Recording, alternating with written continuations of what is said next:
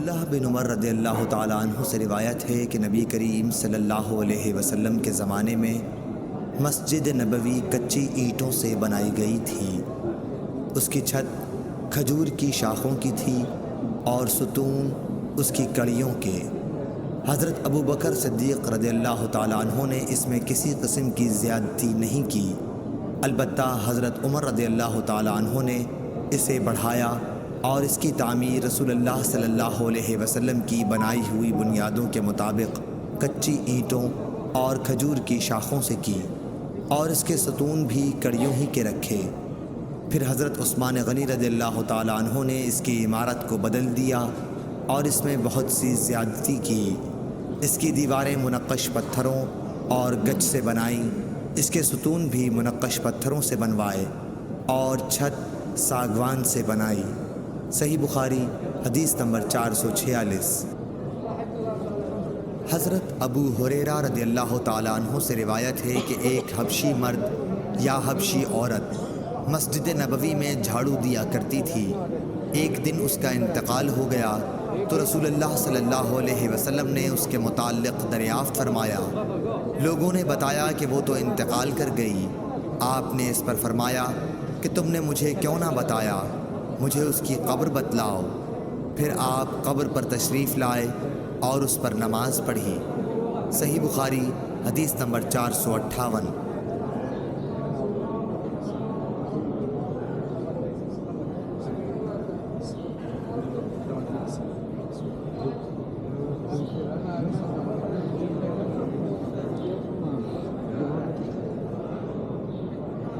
عمرو بن حارث نے خبر دی، ان سے عبید اللہ بن ابی جعفر نے کہ محمد بن جعفر بن زبیر نے ان سے بیان کیا، ان سے عروہ بن زبیر نے، اور ان سے حضرت عائشہ رضی اللہ تعالی عنہا نبی کریم صلی اللہ علیہ وسلم کی زوجہ مطہرہ نے۔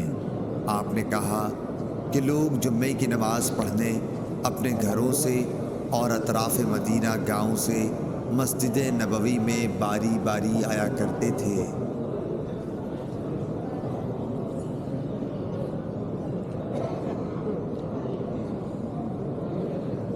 عبداللہ بن ابی نمر نے بیان کیا کہ انہوں نے انس بن مالک رضی اللہ عنہ سے سنا، آپ نے ایک شخص کعب بن مرہ یا ابو سفیان کا ذکر کیا جو ممبر کے سامنے والے دروازے سے جمعے کے دن مسجد نبوی میں آیا۔ رسول اللہ صلی اللہ علیہ وسلم کھڑے ہوئے خطبہ دے رہے تھے۔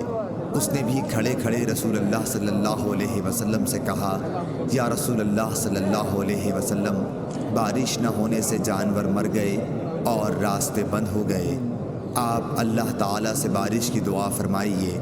انہوں نے بیان کیا کہ رسول اللہ صلی اللہ علیہ وسلم نے یہ کہتے ہی ہاتھ اٹھا دیے۔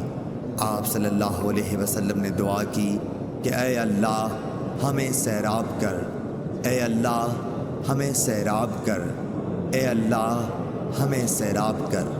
انس رضی اللہ عنہ نے کہا، بخدا کہیں دور دور تک آسمان پر بادل کا کوئی ٹکڑا نظر نہیں آتا تھا اور نہ کوئی اور چیز ہوا وغیرہ جس سے معلوم ہو کہ بارش آئے گی، اور ہمارے اور صلح پہاڑ کے درمیان کوئی مکان بھی نہ تھا کہ ہم بادل ہونے کے باوجود نہ دیکھ سکتے ہوں۔ پہاڑ کے پیچھے سے ڈھال کے برابر بادل نمودار ہوا اور بیچ آسمان تک پہنچ کر چاروں طرف پھیل گیا اور بارش شروع ہو گئی۔ خدا کی قسم ہم نے سورج ایک ہفتے تک نہیں دیکھا۔ پھر ایک شخص دوسرے جمعے کو اسی دروازے سے آیا۔ رسول اللہ صلی اللہ علیہ وسلم کھڑے ہوئے خطبہ دے رہے تھے۔ اس شخص نے پھر آپ کو کھڑے کھڑے ہی مخاطب کیا کہ یا رسول اللہ صلی اللہ علیہ وسلم، بارش کی کثرت سے مال و منال پر تباہی آ گئی اور راستے بند ہو گئے، اللہ تعالیٰ سے دعا کیجیے کہ بارش روک دے۔ پھر رسول اللہ صلی اللہ علیہ وسلم نے ہاتھ اٹھائے اور دعا کی کہ یا اللہ اب ہمارے ارد گرد بارش برسا، ہم سے اسے روک دے، ٹیلوں، پہاڑوں، پہاڑیوں، وادیوں اور باغوں کو سیراب کر۔ انہوں نے کہا کہ اس دعا سے بارش ختم ہو گئی اور ہم نکلے تو دھوپ نکل چکی تھی۔ شریک نے کہا کہ میں نے انس رضی اللہ عنہ سے پوچھا کہ یہ وہی پہلا شخص تھا، تو انہوں نے فرمایا کہ مجھے معلوم نہیں۔ صحیح بخاری حدیث نمبر 1013۔ سند ہم سے علی بن مدینی نے بیان کیا، کہا کہ ہم سے سفیان بن عینہ نے بیان کیا، ان سے زہری نے، ان سے سعید بن مسیب نے، اور ان سے ابو ہریرہ رضی اللہ عنہ نے کہ نبی کریم صلی اللہ علیہ وسلم نے فرمایا کہ 3 مسجدوں کے سوا کسی کے لیے کجاوے نہ باندھے جائیں، یعنی سفر نہ کیا جائے۔ ایک مسجد الحرام، دوسرے رسول اللہ صلی اللہ علیہ وسلم کی مسجد، اور تیسرے مسجد اقصیٰ یعنی بیت المقدس۔ ان 4 باتوں کا بیان آگے آ رہا ہے۔ صحیح بخاری حدیث نمبر 1189۔ اعمش نے بیان کیا، ان سے شقیق نے، ان سے عمرو بن الحارث نے، اور ان سے عبداللہ بن مسعود رضی اللہ عنہ کی بیوی زینب رضی اللہ عنہا نے۔ اعمش نے کہا کہ میں نے اس حدیث کا ذکر ابراہیم نخعی سے کیا، انہوں نے بھی مجھ سے ابو عبیدہ سے بیان کیا، ان سے عمرو بن حارث نے، اور ان سے عبداللہ بن مسعود رضی اللہ عنہ کی بیوی زینب نے بالکل اسی طرح حدیث بیان کی جس طرح شقیق نے کی، کہ زینب رضی اللہ عنہا نے بیان کیا کہ میں مسجد نبوی میں تھی، رسول اللہ صلی اللہ علیہ وسلم کو میں نے دیکھا، آپ یہ فرما رہے تھے صدقہ کرو، خواہ اپنے زیور ہی میں سے دو، اور زینب اپنا صدقہ اپنے شوہر حضرت عبداللہ بن مسعود رضی اللہ عنہ اور چند یتیموں پر بھی جو ان کی پرورش میں تھے خرچ کیا کرتی تھی۔ اس لیے انہوں نے اپنے خاوند سے کہا کہ آپ رسول اللہ صلی اللہ علیہ وسلم سے پوچھئے کہ کیا وہ صدقہ بھی مجھ سے کفایت کرے گا جو میں آپ پر اور ان چند یتیموں پر خرچ کروں جو میری سپردگی میں ہیں۔ لیکن عبداللہ بن مسعود رضی اللہ عنہ نے کہا کہ تم خود جا کر رسول اللہ صلی اللہ علیہ وسلم سے پوچھ لو۔ آخر میں خود رسول اللہ صلی اللہ علیہ وسلم کی خدمت میں حاضر ہوئی۔ اس وقت میں نے آپ صلی اللہ علیہ وسلم کے دروازے پر ایک انصاری خاتون کو پایا جو میری ہی جیسی ضرورت لے کر موجود تھی، جو زینب ابو مسعود انصاری کی بیوی تھی۔ پھر ہمارے سامنے سے بلال گزرے تو ہم نے ان سے کہا کہ آپ رسول اللہ صلی اللہ علیہ وسلم سے یہ مسئلہ دریافت کیجئے کہ کیا وہ صدقہ مجھ سے کفایت کرے گا جس سے میں اپنے شوہر اور اپنی زیر تحویل چند یتیم بچوں پر خرچ کر دوں۔ ہم نے بلال سے یہ بھی کہا کہ ہمارا نام نہ لینا۔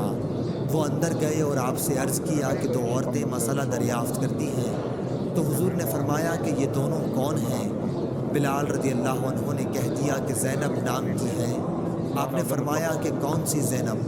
بلال نے کہا کہ عبداللہ بن مسعود کی بیوی۔ آپ نے فرمایا کہ ہاں، بے شک درست ہے، اور انہیں 2 گنا ثواب ملے گا، ایک قرابت داری کا اور دوسرا خیرات کرنے کا۔ صحیح بخاری حدیث نمبر 1466۔ عبد الرحمن بن خالد نے بیان کیا، ان سے ابن شہاب نے، ان سے حضرت علی بن حسین زین العابدین نے کہ نبی کریم صلی اللہ علیہ وسلم کی زوجہ مطہرہ حضرت صفیہ رضی اللہ عنہا نے انہیں خبر دی کہ وہ نبی کریم صلی اللہ علیہ وسلم کی خدمت میں ملنے کے لیے حاضر ہوئیں۔ حضرت صلی اللہ علیہ وسلم رمضان کے آخری عشرہ کا مسجد میں اعتکاف کیے ہوئے تھے۔ پھر وہ واپس ہونے کے لیے اٹھیں تو حضرت صلی اللہ علیہ وسلم بھی ان کے ساتھ اٹھے۔ جب حضرت صلی اللہ علیہ وسلم اپنی زوجہ مطہرہ حضرت ام سلمہ رضی اللہ عنہا کے دروازے کے قریب پہنچے جو مسجد نبوی کے دروازے سے ملا ہوا تھا، تو 2 انصاری صحابی اسید بن حضیر رضی اللہ عنہ اور عباد بن بشر رضی اللہ عنہ وہاں سے گزرے، اور حضرت صلی اللہ علیہ وسلم کو انہوں نے سلام کیا اور آگے بڑھنے لگے۔ لیکن حضرت صلی اللہ علیہ وسلم نے ان سے فرمایا، ذرا ٹھہر جاؤ، میرے ساتھ میری بیوی صفیہ رضی اللہ عنہا ہے، یعنی کوئی دوسرا نہیں۔ ان دونوں نے عرض کیا، سبحان اللہ یا رسول اللہ۔ ان حضرات پر آپ کا یہ فرمانا بڑا شاق گزرا کہ حضرت صلی اللہ علیہ وسلم نے اس پر فرمایا کہ شیطان انسان کے اندر اس طرح دوڑتا رہتا ہے جیسے جسم میں خون دوڑتا ہے۔ مجھے یہی خطرہ ہوا کہ کہیں تمہارے دلوں میں بھی کوئی وسوسہ پیدا نہ ہو جائے۔ صحیح بخاری حدیث نمبر 3101۔ سعید مقبری نے بیان کیا، ان سے ان کے والد ابو سعید نے کہ ابو ہریرہ رضی اللہ عنہ نے بیان کیا، ہم ابھی مسجد نبوی میں موجود تھے کہ نبی کریم صلی اللہ علیہ وسلم تشریف لائے اور فرمایا کہ یہودیوں کی طرف چلو۔ چنانچہ ہم روانہ ہوئے، اور جب بیت المدارس یہودیوں کے مدرسے پہنچے تو حضرت صلی اللہ علیہ وسلم نے ان سے فرمایا کہ اسلام لاؤ، تو سلامتی کے ساتھ رہو گے، اور سمجھ لو کہ زمین اللہ اور اس کے رسول کی ہے، اور میرا ارادہ ہے کہ تمہیں اس ملک سے نکال دوں۔ پھر تم میں سے اگر کسی کی جائیداد کی قیمت آئے تو اسے بیچ ڈالے۔ اگر اس پر تیار نہیں ہو تو تمہیں معلوم ہونا چاہیے کہ زمین اللہ اور اس کے رسول ہی کی ہے۔ صحیح بخاری حدیث نمبر 3167۔ موسیٰ بن عقبہ نے بیان کیا ان سے نافع نے اور ان سے حضرت عبداللہ بن عمر رضی اللہ عنہ نے کہ کچھ یہودی نبی کریم صلی اللہ علیہ وسلم کے پاس اپنے قبیلے کے ایک مرد اور ایک عورت کو لے کر آئے۔